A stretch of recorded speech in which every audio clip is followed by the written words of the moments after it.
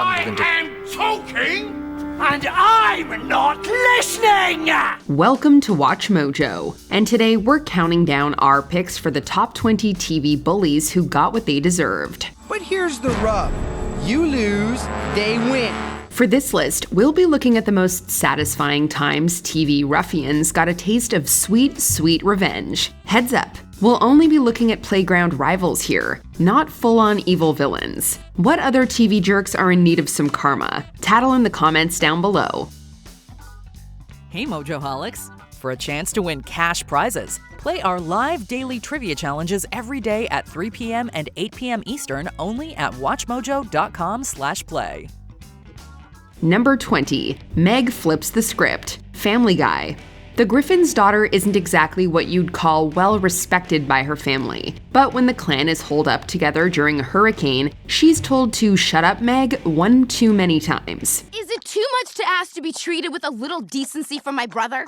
Maybe show me some kind of kindness by not jumping on the Let's Get Meg family bandwagon? Finally, at her breaking point, Meg proceeds to ruthlessly tear into her family with some very hard-hitting truths. It's definitely on the harsh side, but after almost 10 seasons of being the Griffin's resident scapegoat, Meg's explosion was totally warranted, if only because Lois, Peter, and the others finally got a taste of their own medicine. You're a total and complete embarrassment in every possible way.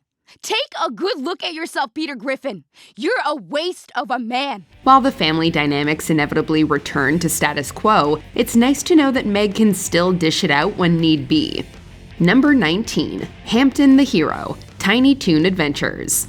Everyone at Acme Luniversity knew that Montana Max needed to be taken down a peg. Of course, HAMTON never expected he'd have to do it himself. But after an incident involving a locker door, Max insists that they settle things after school. Well, large boy, we'll see how tough you are. I hope you have medical insurance. HAMTON isn't too confident about his chances, to the point that he even starts writing his own will. Luckily, Porky Pig's advice helps the piglet clinch victory. In fact, he wins without even throwing a punch. I didn't mind it when you threatened me, but now you've hurt my friends. You got me bad! Instead, HAMTON pretends to be so angry, it scares Max off through sheer intimidation alone. Considering Max is the one who challenged HAMTON in the first place, this kind of humiliating defeat is only fair. Number 18. Domestic Disturbance. Stargate SG-1. When some thugs crash their car into another vehicle, they start blaming everyone except for themselves. Listen, man, if you don't know how to drive, maybe you should try staying off the damn road!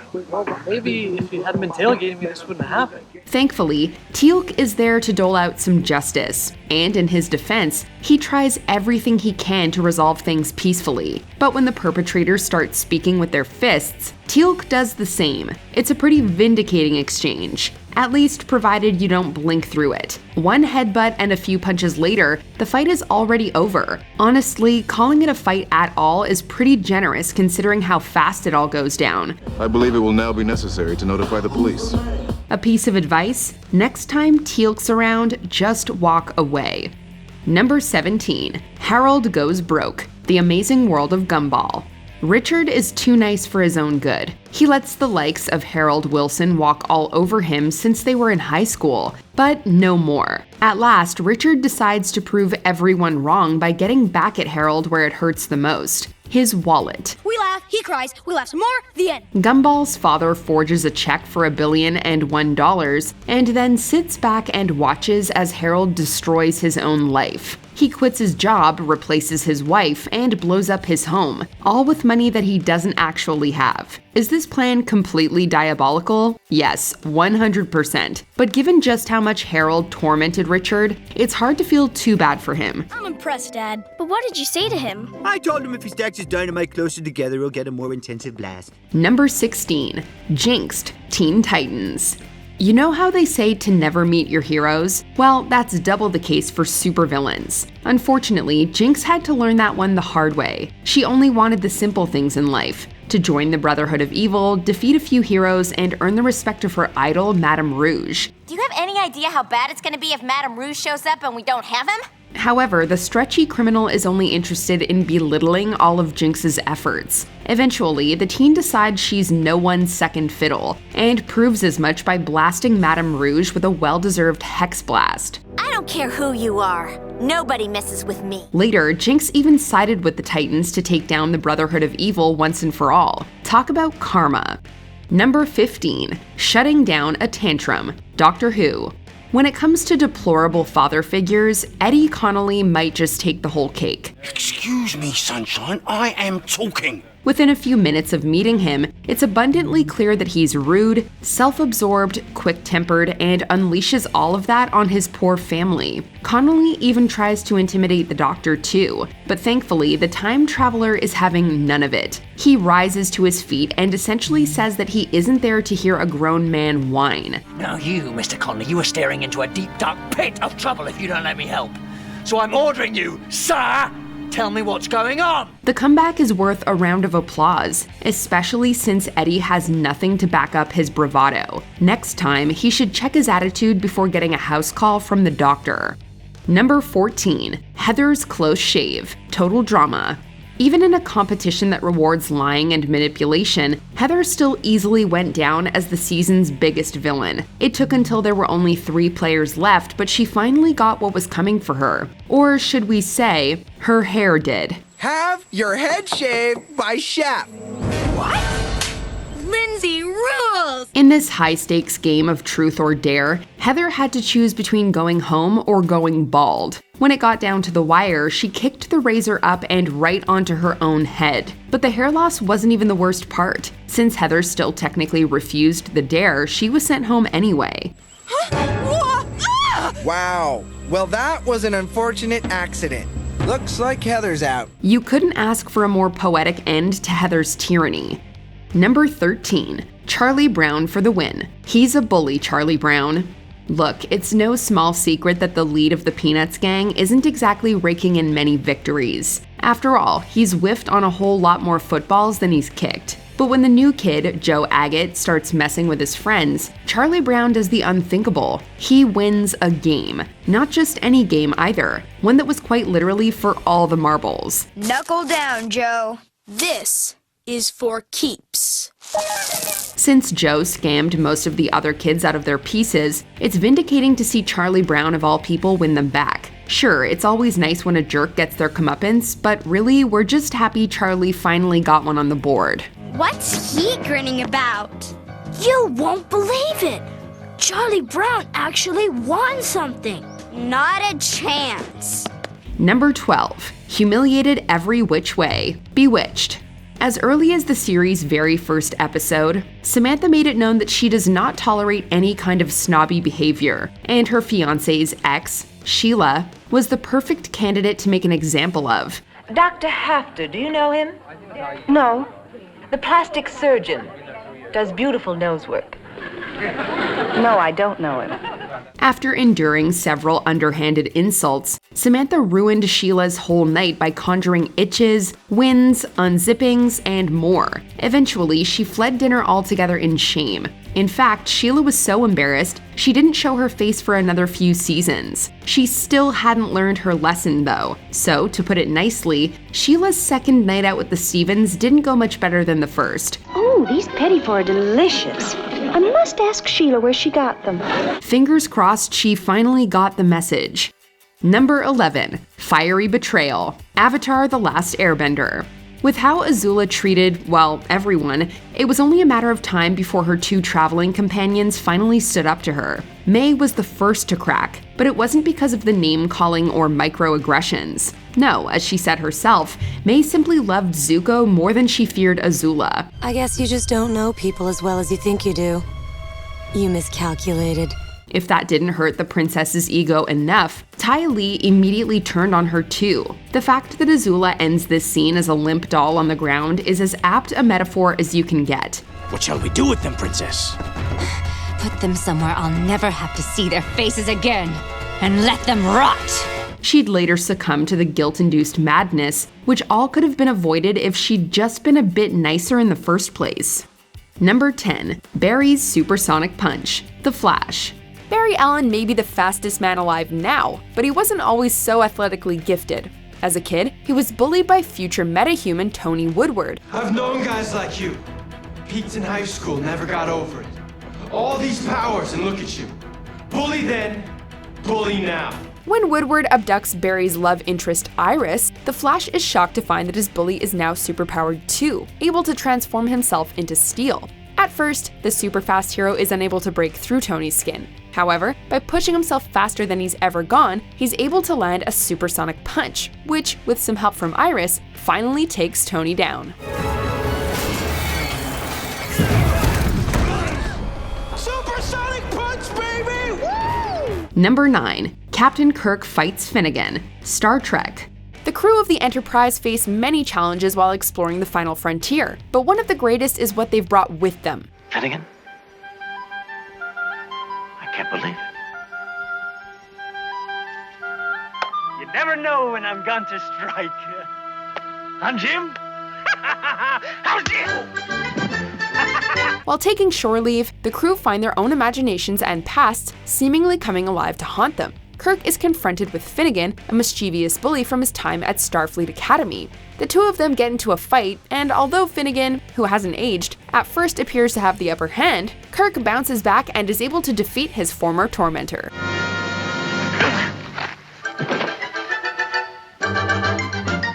Number 8. Miley and Lily get accidental revenge. Hannah Montana. While Miley Stewart's attempts to keep her identity as teen idol Hannah Montana a secret do help her live an ordinary life day by day, they also leave her vulnerable to ordinary bullies. Hell, we'd like to, but we don't speak hillbilly or do our wash down yonder in the creek.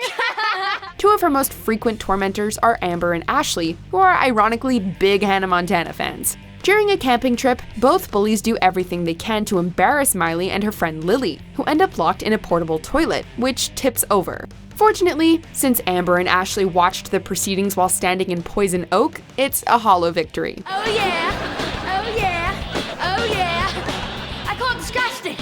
Contagious, isn't it? Number 7. Sam defends Carly from Jocelyn. iCarly. The title character's best friend and co-host Sam can be pretty aggressive, and a bit of a bully. I think of you and me as really close friends. Apparently, I haven't caused him enough emotional pain. After being made aware of this side of herself, in front of a boy she's crushing on, Sam makes an effort to be nicer. But during her attempts to turn over a new leaf, the group encounters even bigger bully Jocelyn, stretching Sam's self-control to the limit. Let me down! No! Can someone call the police? When Jocelyn messes with Carly, Carly gives Sam the go-ahead to let Jocelyn have it, which Sam takes to with gusto, managing to take down the bully and impress the boy at the same time. Sam? Yeah? Rip her head off. Rip my head off? I'd love to see her try it. Number 6. SpongeBob vs. Flats the Flounder. SpongeBob SquarePants. Out of my way! Out of my way! Can't you see he's gonna kick my butt? In an episode appropriately called The Bully, the cheerful yellow protagonist encounters Flats, the massive bully fish who joins his boating class. Tell the class something about yourself, Flats. Well, I like to kick people's butts. Flats promises to kick SpongeBob's butt, and the hapless sea sponge tries everything he can to escape throughout the episode. Ultimately, though, Flats tracks him down and proceeds to punch him. Gary, I'm absorbing his blows like I was made of some kind of spongy material. Except that SpongeBob did not realize that his soft body would absorb the blows, leading to Flats exhausting himself over the next week in a fruitless attempt to make good on his promise. Do not cheer me, my fellow adult classmates. Flats was the real victim here. A victim of a society that's riding down a violent road to nowhere. A road I call Violence Road. Number 5. Reese beats up all the hooligans. Malcolm in the Middle. The other middle child of Malcolm's family, Reese, epitomizes school bullies everywhere. But when he loses to a girl at wrestling, Reese gives up his role as the school's #1 tormentor. And Reese hasn't made me eat grass for a week. Everything tastes better. Unfortunately, this creates a power vacuum, with several lesser bullies vying for the vacant position, and leading to kids who were previously off limits, such as Malcolm's friend Stevie, getting picked on too. This spurs Reese to reclaim his former position by taking down the new bullies in rapid succession, and with great flair, proving that he's the best at what he does. Thanks. Reese? Starting tomorrow, you're back doing my book reports. Sure. Number 4. Wendy vs. Cartman, South Park. Eric Cartman might be hilarious, but he's also a pretty despicable bully, so it's always great to see him taken down a peg. One of the best examples occurs after he mocks Stan's on-again, off-again girlfriend Wendy's presentation on breast cancer. Look out, everyone! There's some killer titties on the loose. Wendy promises to fight Cartman after school, which leaves the cowardly scumbag to try everything he can think of to get out of it, even eating his own underwear. How would I know? Although he briefly appears to have escaped after involving their parents, the principal, a breast cancer survivor, gives Wendy the okay, leading to Cartman being beaten to a satisfyingly bloody pulp. All right, fine, Wendy. I'll fight you, you big bully.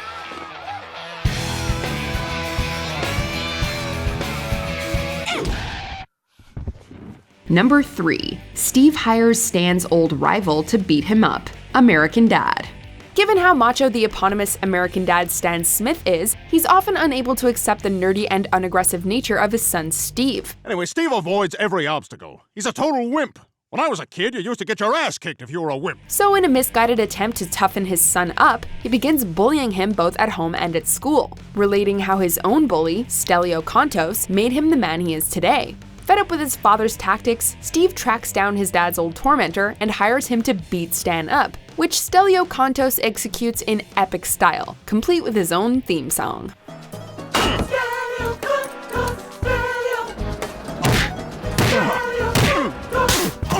Number 2. Steve and Max vs. Billy, Stranger Things.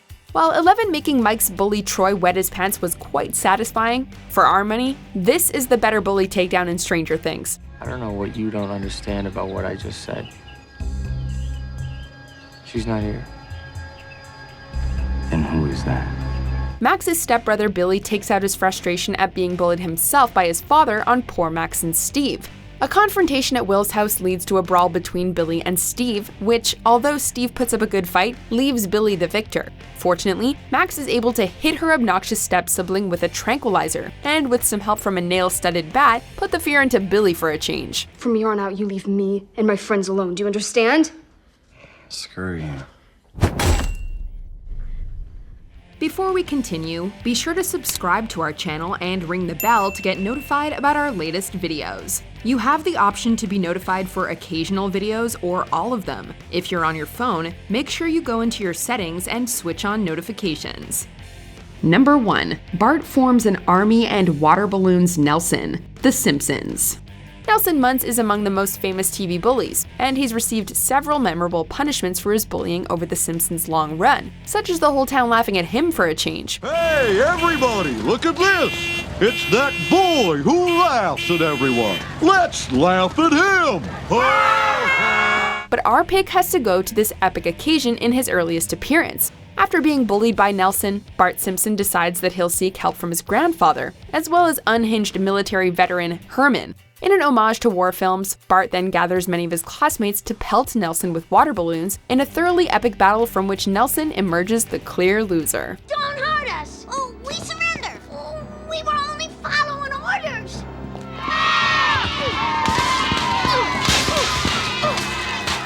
Did you enjoy this video? Check out these other clips from WatchMojo and be sure to subscribe and ring the bell to be notified about our latest videos.